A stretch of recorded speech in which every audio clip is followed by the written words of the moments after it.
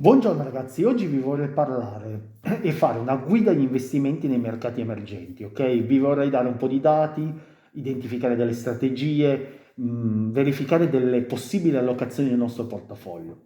Quindi il nostro video andrà in questa direzione, cioè prima di tutto spiegheremo un attimino che cosa sono i mercati emergenti, identificheremo successivamente quali sono le caratteristiche e il perché è interessante andare a investire in questi paesi, probabilmente, e poi faremo un'analisi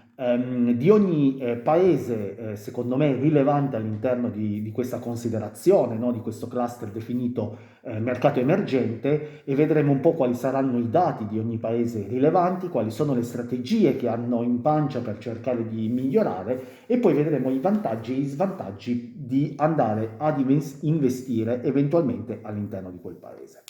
Ok, prima di tutto, allora ragazzi, che cosa sono i mercati emergenti? I mercati emergenti sono quei paesi che hanno una probabilità, una possibilità di crescita molto più forte rispetto ai paesi sviluppati, che sono l'Europa e l'America. Chiaramente sono quei paesi che in prospettiva possono migliorare molto di più in termini di infrastrutture, tecnologie, accesso a capitali internazionali rispetto ai paesi sviluppati, cioè c'è quella probabilità, quella possibilità di crescita che a sua volta permette in qualche modo di avere, se questo accade, dei rendimenti in borsa più alti rispetto ai paesi sviluppati. Quindi la possibilità di crescita, la probabilità di crescita nel 2025 prospettata è comunque tra il 4 e il 5% per questi paesi emergenti, quindi più alta rispetto ai paesi sviluppati, che sta sotto il 3-2% in relazione ai paesi che andiamo a considerare. Quindi c'è una prospettiva prima di tutto di crescita più ampia, ok? E questo è già una considerazione positiva, perché come dicevo permette di guadagnare probabilmente di più in borsa se si riversa tutto questo sviluppo all'interno del contesto finanziario. C'è un altro elemento secondo me fondamentale, molto spesso sottovalutato, che è un po' la chiave del successo di alcuni paesi nei prossimi anni rispetto a quelli più consolidati, e la presenza di una popolazione molto più giovane e crescente, quindi potenzialmente una popolazione che può lavorare, e questo fa tutta la differenza del mondo. Prima di tutto perché lavorando si produce in qualche modo ricchezza, si produce PIL, e anche perché si hanno più consumi, perché le persone più giovani consumano di più rispetto a quelle più anziane, quindi c'è un aumento del PIL e un aumento dei consumi, quindi questo traina l'economia. La popolazione giovane è fondamentale anche per diminuire il debito pubblico, perché sappiamo benissimo che uno dei problemi atavici dell'Italia è questa popolazione, l'invecchiamento della popolazione, che grazie a Dio c'è, ma che comunque cosa causa? Causa una problematica di aumento del debito, perché sono più quasi le persone in pensione rispetto a quelle che lavorano. Quindi è una bilancia che ormai non pesa, non soppesa più le cose che mettiamo sopra sui piatti, ma che è sbilanciata totalmente verso i non lavoratori, e quindi verso spese più alte, verso una produttività più bassa. E quindi questi sono i due punti rilevanti, cioè la crescita economica potenzialmente più alta e quindi valutazioni azionarie probabilmente più alte, e una popolazione giovane crescente. Io credo, questa è una mia considerazione personale, che i mercati emergenti possano e debbano negli anni a venire in qualche modo avere una rilevanza, si spera, più determinante rispetto agli anni precedenti. Diciamo che sono stati quelli che vengono definiti gli aspettando Godot, no? Cioè quella persona che deve arrivare non arriva mai, e così anche i mercati emergenti sempre si è parlato in termini futuribili, ma mai nella realtà in una maniera concreta, cioè i risultati sono sempre paventati ma non sono mai arrivati. Probabilmente da quest'anno in poi, nel prossimo anno, nei prossimi anni, come si sta delineando l'ordine geopolitico mondiale, quindi una rinascita si spera dell'Europa con il progetto appunto di riqualificazione dell'Europa e del rilancio europeo, l'America, Great America Again, come dire, con il rilancio della domanda interna della Cina, probabilmente si stanno ribilanciando nuovamente dei poteri nuovi economici all'interno del mondo. Sicuramente i player dei mercati emergenti possono dire la loro. Quindi io andrei a vedere adesso mercato per mercato, partendo chiaramente da quello più importante, secondo me, che è anche quello più riconosciuto, che è la Cina, che è secondo o terzo player più importante dal punto di vista dell'economia mondiale. Diciamo che se la gioca in questo momento con l'Europa, ma sicuramente nel giro di qualche anno supererà indubbiamente l'Europa, perché ha un PIL molto forte, secondo solamente a quello americano e vicino a quello europeo, ha un tasso di crescita sostenuto, quindi del 4-5%, quindi più alto rispetto a quello dell'Europa o dell'America. Quello dell'America è un po' in rallentamento dovuto appunto alla politica di Trump. Sicuramente uno dei problemi è il rallentamento della domanda interna e quindi le tensioni geopolitiche che si sono create tra Cina e l'America, ma c'è anche delle opportunità che sono questi investimenti massicci che sta facendo verso l'innovazione tecnologica, verso le infrastrutture, verso il settore automobilistico. Come ho detto già in altri video, si sta veramente strutturando una realtà molto solida, non solamente più un mercato di produzione. Ecco, l'intenzione della Cina è quella di passare come dire, un modello di esportazione, quindi esportivo, ad un modello di consumo interno, a un modello più occidentale. Quali sono, secondo me, veramente i vantaggi? Beh, prima di tutto nell'andare a investire in questo paese, prima di tutto è un mercato consolidato, cioè seppure un mercato emergente, ormai sappiamo da anni che è un mercato che esiste, è un mercato che ha una struttura, ha un tessuto economico fortissimo, deve unicamente aumentare il consumo interno. Questo perché vuole essere, a differenza dell'America, che ha già un fortissimo consumo interno, vuole diventare indipendente un po' di più dalle esportazioni. Perché? Perché in questo momento è un po' legata, che è una potenza, sicuramente il fatto di poter esportare tanto, ma è una lama a doppio taglio, perché nello stesso tempo se i paesi cominciano ad importare da altre nazioni, può creare veramente un crollo della produttività. Quindi si vuole stimolare ad essere più indipendenti nella produzione e nel consumo interno. Quindi si va tutti in questa direzione, c'è un isolazionismo, no? Che irrobustisce la struttura della nazione, sia in Europa sia in America che in Cina. E quindi, sebbene questa forte presenza economica all'interno del tessuto cinese, probabilmente manca ancora l'esplosione, no? Manca ancora la chiara, vorrei dire, limpida, evidente segno di successo, no? Cioè del fatto che c'è un miracolo economico all'interno della Cina. Si vede, questo è in qualche modo riverberato anche per quanto riguarda le valutazioni delle azioni, che per anni sono state veramente tenute in una morsa, in una stretta, quindi molto abbassate, probabilmente molto sottovalutate. Adesso si stanno rivalutando dalla fine dello scorso anno, del 2024, ma hanno ancora molto spazio per correre. Sicuramente quello che ci piace, come dicevo, è il fatto che sta investendo in high tech, intelligenza artificiale, in digitalizzazione, stanno riformando il settore immobiliare che ha causato una grossissima crisi, insomma, per stabilizzare un po' più gli aspetti finanziari interni. Il rischio è sicuramente che ci sono dei rischi geopolitici, no?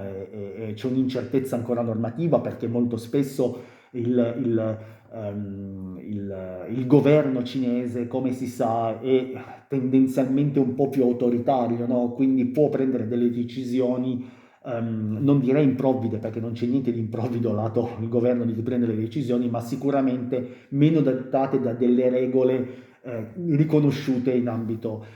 occidentale. Quindi sicuramente la Cina è un paese che ha una grossa importanza e la terrà sempre di più nei prossimi anni, deve svoltare in una maniera un pochettino più probabilmente,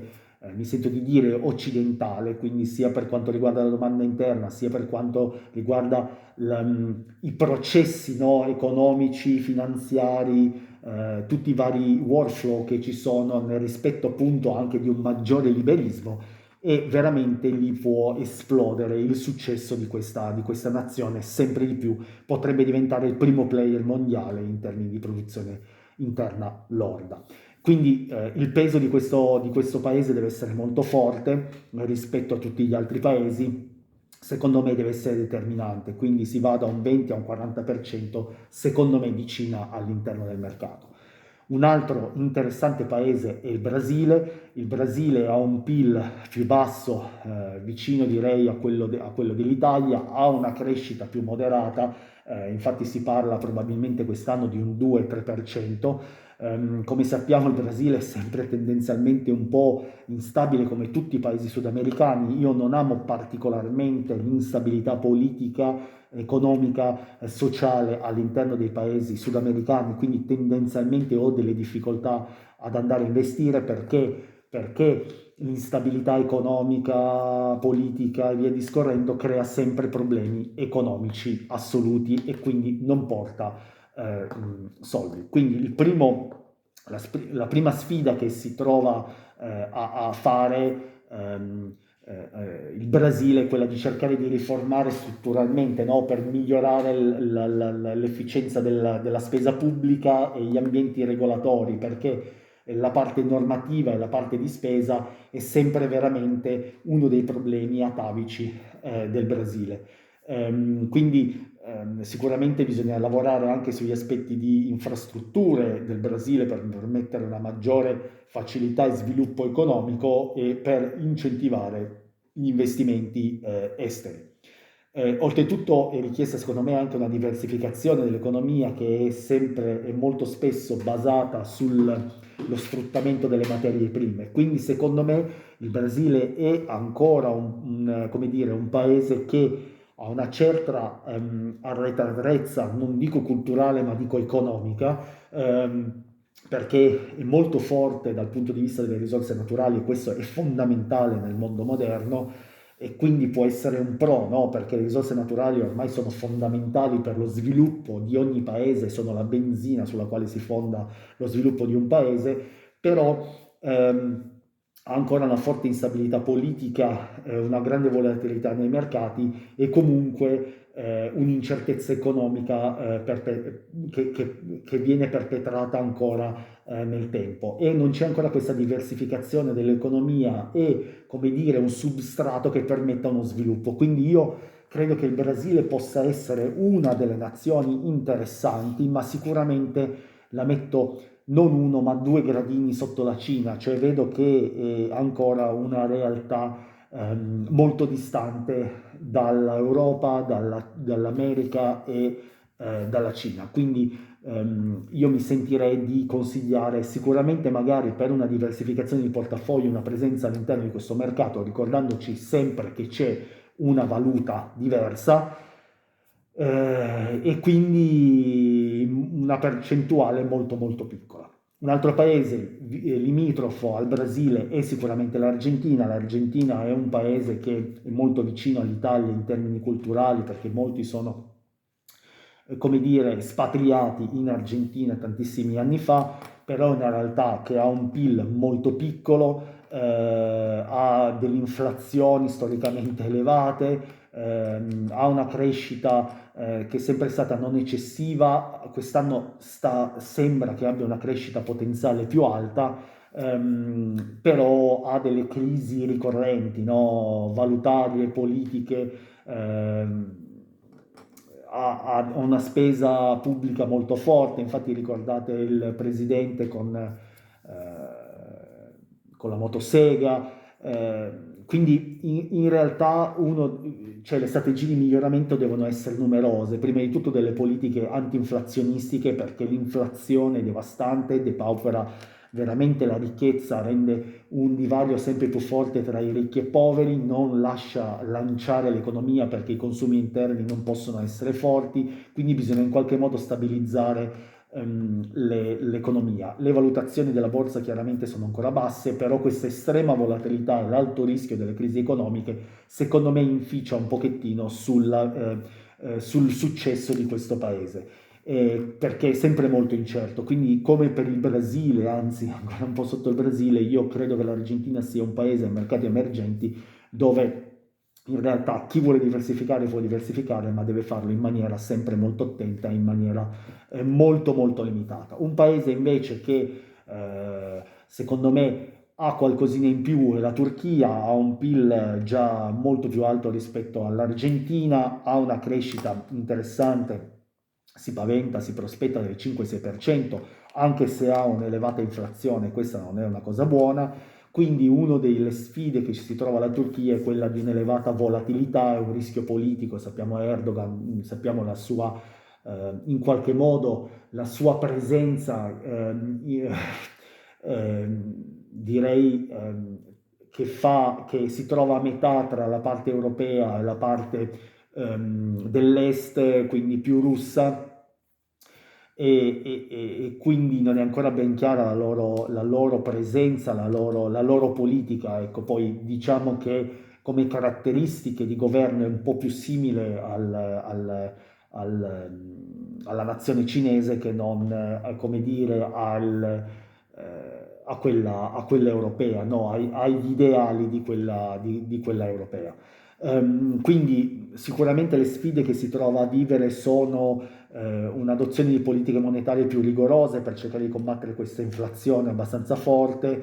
cercare di migliorare gli aspetti di trasparenza e di interferenza politica. Questo è un aspetto che onestamente secondo me quando c'è queste interferenze politiche, questo modo di comandare, alla fine guadagnano sempre pochi e non la maggior parte delle persone. Ecco, un po' più di trasparenza permetterebbe, come dire, di equidistribuire le ricchezze e questa crescita della Turchia. Quindi secondo me c'è la possibilità di rendimenti elevati in questo paese, ma servono delle riforme strutturali, delle riforme di mentalità, delle riforme da un punto di vista politico ed economico. Quindi questo aspetto normativo incerto e anche politico mi induce a dire che è un paese che ha delle potenzialità, ma sul quale io onestamente non mi sento di investire come col Brasile e con l'Argentina, ma chi vuole può cercare di diversificare sempre con quantità molto piccole. Un paese invece che mi piace tantissimo è l'Indonesia. L'Indonesia è un paese poco conosciuto, ai più, ha un PIL relativamente interessante, inferiore a quello italiano, ma comunque interessante, ha una crescita di circa il 5% l'anno, quindi molto più alta, no, ma più alta, più consistente, più vicina a quella della Cina che più quella rispetto a quella europea. La cosa che mi piace molto è che è una popolazione molto giovane. Questo secondo me ne fa un paese veramente attrattivo dal punto di vista per gli investitori e quindi anche per noi, per gli investitori di impresa, ma anche per noi che vogliamo andare a investire nei mercati. Ha delle difficoltà sicuramente come tutti i paesi ancora non molto strutturati, ma i paesi sviluppati ce l'hanno lo stesso, ragazzi, inutile che mettiamo, lo diciamo, ma ci sono dei problemi in termini di burocrazia, di inefficienze strutturali. C'è bisogno di maggiore stabilità come tutti per i mercati emergenti perché solo la stabilità in qualche modo fa crescere il business, quindi bisogna investire massivamente per il miglioramento infrastrutturale, trasporti, energia, telecomunicazioni, semplificare gli aspetti normativi in modo di attrarre gli investimenti esteri, perché solamente attraverso l'infrastruttura, attraverso la semplificazione normativa si hanno investimenti esteri. E ciò che fa il successo di un'economia è che la gente vuole venire lì per investire. Quindi questo è come dire, l'obiettivo di questo paese, semplificazione e investimenti. Sicuramente, come dicevo prima, gli aspetti positivi sono la crescita demografica e quindi l'incremento della domanda interna, un ambiente favorevole agli investimenti perché si vogliono fare, sembra che il governo indonesiano lo voglia fare, ci sono sempre dei rischi legati alla burocrazia, alle inefficienze e al cambio valutario. Però io mi sento veramente confident al momento con questo paese, è un paese che ritengo che abbia delle forti potenzialità molto più rispetto ad altri dei mercati emergenti. Poi abbiamo l'India, che è l'ultimo paese che mi sono segnato. L'India è un altro paese, secondo me, super interessante, ma questo bene o male lo conoscono quasi tutti. Diciamo che è stata la sorpresa, voi mettiamola così, del 2024 con dei rendimenti interessanti, ha un PIL ben più alto di quello italiano, arriviamo quasi ai 3 trilioni, ha una solida crescita con tassi incredibilmente alti, forse più alti di tutti i mercati emergenti di quelli che abbiamo considerato, un 6-7%, quindi ha una forte domanda interna, una popolazione molto giovane, quindi una demografia favorevole, la sua carenza, come tutti i paesi emergenti, a parte la Cina, probabilmente negli aspetti infrastrutturali, no? Quindi come dicevo prima, energia, trasporti, e sempre nelle complessità burocratiche, ancora la mancanza, come dire, di un forte mercato interno e della mancanza di digitalizzazione, ma le debolezze possono diventare un'opportunità e quindi si sta cercando in qualche modo di riformare questo paese per semplificare il business e farlo crescere con maggiori investimenti in infrastrutture nel settore manufatturiero e quindi spingere anche gli investitori esteri ad investire in questo paese. Secondo me questo è un paese che ha una forte crescita e ha delle prospettive davanti fortissime e un ambiente in rapida evoluzione, molto di più rispetto ad altri paesi. Ci sono sempre dei rischi collegati alle incertezze politiche, burocratiche e via discorrendo, ma questo è un paese che io ritengo veramente nel primo livello tra Cina, India e Indonesia, credo che veramente siano i tre paesi che possono fare una differenza. Quindi io mi sentirei cioè di muovermi in una direzione, cioè chi è molto conservatore sta su questi tre paesi, bilancia questi tre paesi, chi invece è un pochettino più speranzoso e investe fortemente all'interno dei mercati emergenti perché crede che il mondo si stia ribilanciando e che quindi l'America nel tempo peserà sempre un pochettino di meno per tantissime ragioni, perché è già fortemente valutata, perché la politica perché poi la domanda interna è già altissima, più di questo in realtà non è che si possa fare tanto, perché ricordiamoci sempre che il popolo americano in realtà ha un tasso di risparmio tra i più bassi al mondo, cioè risparmia pochissimo, spende già tanto, spendere di più diventa ancora molto più complesso, se non poi per creare delle bolle economiche incredibili. Quindi il mondo sta cambiando, secondo me non si può più stare legati solamente al mercato americano, ma bisogna muoversi in tutte le direzioni e quindi in quest'ottica un bilanciamento forte con i mercati emergenti potrebbe vedere la stabilità più nella Cina e nell'India e giocare un po' più su dei paesi scommessa come il Brasile, l'Argentina e la Turchia, sempre in maniera oculata. Quindi ragazzi, ditemi la vostra, ditemi come voi vi atteggiate solitamente con gli investimenti nei mercati emergenti, quali sono i vostri paesi preferiti, datemi i vostri commenti. Buona giornata.